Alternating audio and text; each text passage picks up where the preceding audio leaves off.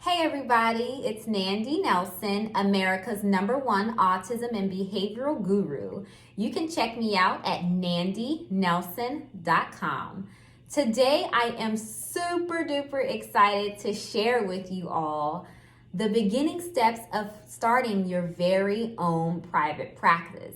As you all may know, I am the owner of an applied behavior analysis private practice, but a lot of these tips that I'm going to share with you today can be applied to if you are a more traditional therapist and conducts psychotherapy, or if you're a social worker or a psychologist, or I would even probably say a speech therapist or an occupational therapist, etc. You just may have to tweak a little bit of things, but again, this can apply across the board to numerous disciplines, okay? So I have my notes here that I will be referencing because I want to make sure that I don't forget anything juicy for you all today. So the first thing is you need a national provider identification number if you don't have that already. Oftentimes we already have that, either a previous employer has set you up if you're already immersed in the field, but that is something that you definitely need to have. You need a type 1 and a type 2, especially if you intend to have individuals practicing as a group, meaning that you plan to have employees.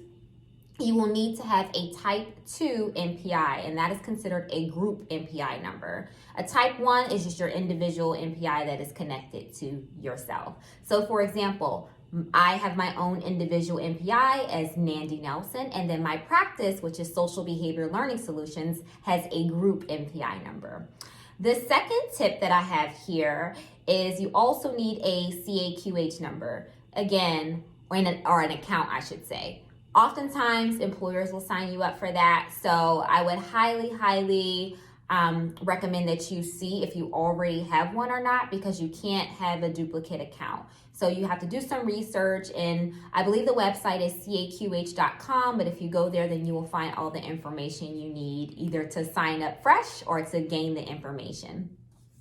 The next piece is you need a name for your business, right? Because right now you are an emerging entrepreneur, a business owner. So you really want to make sure that, you have a name, because right where we're going to start next is beginning the process of filing and things like that. So you have to have a name for your business if you then want to begin to create and start a business and file it with your estate. The next piece is to receive a tax ID number, and you can do this by going to irs.gov. This is where you can apply for a tax ID number, and this is pretty much one of the first steps, because when you go and apply and file your business with the state, they're going to see and ask if you have a tax ID number. So that's important. So that's kind of a twofold. First, getting that tax ID number, and then going over to your state.gov website, and then beginning the process of filing with the state, filing your business with the state. That's really, really exciting and should be celebrated. You have to celebrate every little win on the way. All right. The next piece here that I think is extremely important is liability insurance. So malpractice insurance, or even business insurance, especially if you're going to have a brick and mortar location. When I started out, I was primarily home-based, so I had a home office, so I didn't need renter's insurance or anything like that. But I definitely had malpractice insurance, liability insurance, and I use CPH. That is CPH. If you Google it, I'll also link some resources below, but I utilize CPH, and I still utilize it till this day. They're very, very reasonable, and they have the various amounts of coverage that you may be required to have in general, or especially if you are intending to be credentialed with insurance companies, which we'll talk about a little bit later. All right, so the next piece is to ensure that you have a business banking account. I'm sorry to tell you, beloved, but we cannot use our personal accounts. No. You have to have a business banking account. And you can do this by just going into your local banks in your area. Some people have preferences over specific banks over others. So you can even do some online research if you wish before going in to see what their rates are. Some banks require you to have a minimum amount of money in the account, or they'll probably charge you a monthly fee. However, you need to get a business banking account because, again, if you plan on credentialing with an insurance carrier, you have to have a business banking account. And it's really good practice anyway to kind of separate your personal funds versus your business funds, okay? And the next tip that I have here for starting your private practice is to create a logo, or try to think of some of your like marketing materials as well. And I think that some people start off with a logo. I know that I did, because once I had my name, I was super excited and started with the logo. But in hindsight, I wish I would have waited, because I don't think the logo that represents my business currently is one that I would have probably chosen. But yeah, so I would say, work on a logo. There's tons and tons of people who create logos out here, and tons of platforms that you can utilize to create a logo. I will say though, be cautious about some of the freelance sites in terms of your logos, because you want to make sure that your logo is original to you and original to your company, okay? And then also marketing materials. So there's, again, tons and tons and tons of websites out there that provide reasonable marketing materials. And when I just started off with business cards, and I actually utilized Canva to make flyers. And I was like posting flyers everywhere, handing flyers out and things like that. So business cards, I believe I used like Vistaprint or somebody. I'm sure it was Vistaprint, because they're the cheapest. But yeah, so get you some little marketing material so that you can start passing things out in your community, giving out your business cards, starting to make those connections with individuals in your community and things like that. The next piece that I would say, and it kind of goes with the marketing piece, is to have a website. Okay, you need some type of platform for people to come to in order to know what you do. This is, again, assuming that you've already had your business plan, because that would probably be at the top of the list before you even start to file with the state, is, having your business plan in place. But this can be where you talk about your mission, where you talk about your values, where you talk about, what you do, the services that you offer, and kind of like who you are as a business, right? And as a brand. So make sure that you have a website. For me, I utilize Squarespace, and I think a lot of business owners utilize Squarespace because it's easy for you to design and create what you need. However, if you do have the resources, it may be a great idea to utilize like WordPress or something, and have someone actually design your website for you and customize it to whatever your needs are.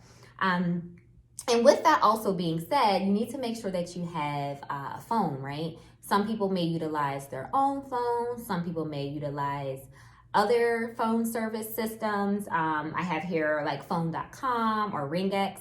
When I first started, I actually just purchased another cell phone, and I had it split. And then after a while, it just got to become too much, because I literally had two phones, one for the plug and one for, no, I'm joking. So I had two phones. It was too much to keep track of. So I just went back to one phone, and I just got a Google Voice number. And that is something that you can utilize as well. The only thing about Google Voice number is sometimes everything is kind of connected in one. So you have to make sure that you try your best to separate it. So yeah, you can use that. That's a free platform as well. And then also too, with the website and, building that and having your phone number and all of that stuff, the big addition is email. I know for specifically Squarespace, they do offer a Gmail suite with their packages. And I would say, please, please, please, please, please create an email that has your business name in it. Don't have, for example, nandynelson@gmail.com for email. Come on, y'all. We gotta elevate. No more of that. I hate when I see that. That's a personal pet peeve of mine. But again, if resources are tight and you may have to do what you have to do, that may be the route. But I'd say invest the $4 a month, $3 a month to have it be whatever at your company name.com, because that presents as being more professional and like a legitimate business, right? All right. So the other piece that I have here is this is also the time for you to decide if you're going to move forward with an electronic health records or not.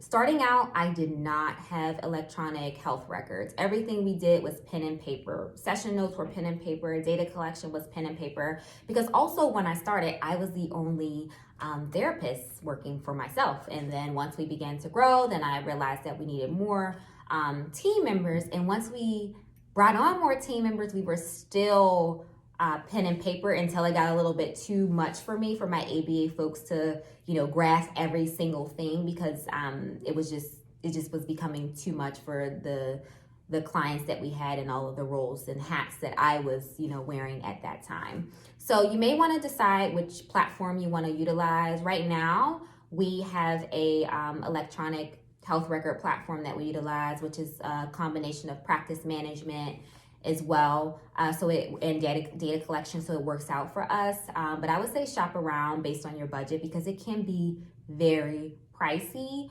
I would say if I was kind of giving myself advice when I was starting, I would have probably started off with that. And just because everything is housed in the same place, it makes billing easy and streamlined, and pretty much less work that you have to do manually.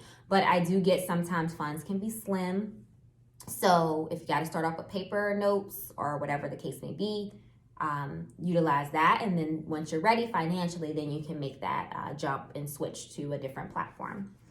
The next piece that I have here is